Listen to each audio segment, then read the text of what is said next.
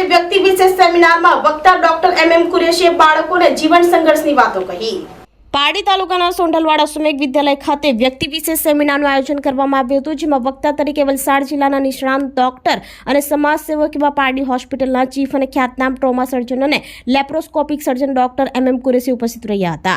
સાથે શાળાના managing director Harshad Patel, campus director Manoj Patel, Acharya જનક પટેલ, ઉપાચાર્ય ખ્યાતિબેન હાજર રહ્યા હતા। આ કાર્યક્રમમાં ધોરણ 11-12ના બાળકોને ડોક્ટર કુરેશી પોતાના જીવન સંઘર્ષ વિશે ખૂબ વિસ્તૃતમાં વાત કરી। ગરીબ પરિવારમાંથી આવતા હોય, પોતાના પરિવારમાં જ ખૂબ સંઘર્ષ જોયો અને નાની ઉંમરમાં પિતાની છત્રછાયા ગુમાવી દીધી, એટલે પોતાના જીવનમાં ખૂબ મહેનત કરીને એક સારા ડોક્ટર બન્યા। શરૂઆતથી જ ભણવામાં હોશિયાર હતા અને ભણ્યા ત્યાં સુધી તે સારું સતત પરિણામ મેળવતા રહ્યા। સુરતથી પોતાનું MBBS MS પૂર્ણ કરી પારડી મોહનદાર હોસ્પિટલ ખાતે પ્રેક્ટિસ શરૂ કરી અને ધીમે ધીમે પારડીમાં સુવિધાઓથી ભરપૂર પારડી હોસ્પિટલ શરૂ કરી, જે આજે પણ કાર્યરત છે। ડોક્ટરના વ્યવસાય સાથે સમાજને મદદરૂપ થાય એવા પણ કાર્યો સતત પ્રયત્નશીલ રહે છે। એમને પોતે અને પોતાના નજીકના મિત્રો થકી પારડીમાં માનવ આરોગ્ય કેન્દ્ર થકી બ્લડ બેંક પર શરૂ કરી, જેમાં તેઓ પોતે ચેરમેનના પદે પણ રહ્યા। માનસિક અને શારીરિક રીતે અક્ષમ હોય તેવા બાળકો માટે પારડીમાં વાત્સલ્ય નામે એક શાળાની પણ શરૂઆત કરી। આજે પણ વલસાડ જિલ્લાના આંતરિક ગામડાઓમાં વિનામૂલ્યે મેડિકલ કેમ્પનું આયોજન કરે છે અને ગરીબ લોકોના આરોગ્યનું ધ્યાન રાખે છે।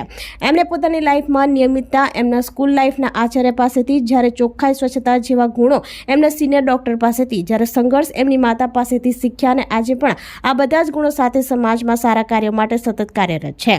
એમના જીવનમાંથી અમારા બાળકોને પ્રેરણા મળી। આ કાર્યક્રમ માટે ડોક્ટર MM કુરેશીનો અશ્વમેઘ પરિવારે આભાર વ્યક્ત કર્યો હતો।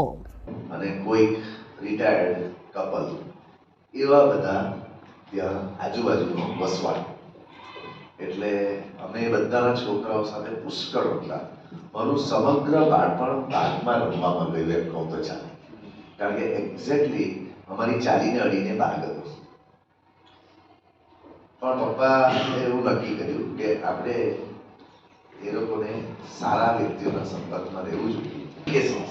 એકબીજા સાથેની જે વાતચીત કે વિચારણી આપે છે, તેમાં 70% તમારા ચહેરાના એક્સપ્રેશન, હાથની મૂવમેન્ટ્સ અને તમારી પર્સનાલિટી આપોઆપ સામેનો માણસ પારખી લે છે।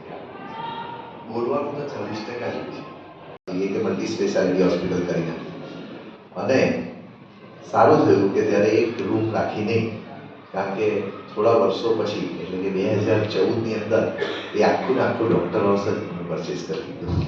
આપણી સંકલ્પ ન્યૂઝ ચેનલને સબસ્ક્રાઇબ અને લાઇક કરો, બેલ આઇકન દબાવો, જેથી આવનાર ન્યૂઝ અપડેટ્સની નોટિફિકેશન આપના મોબાઈલ પર સૌથી પહેલા પહોંચે। Like, subscribe and share the video.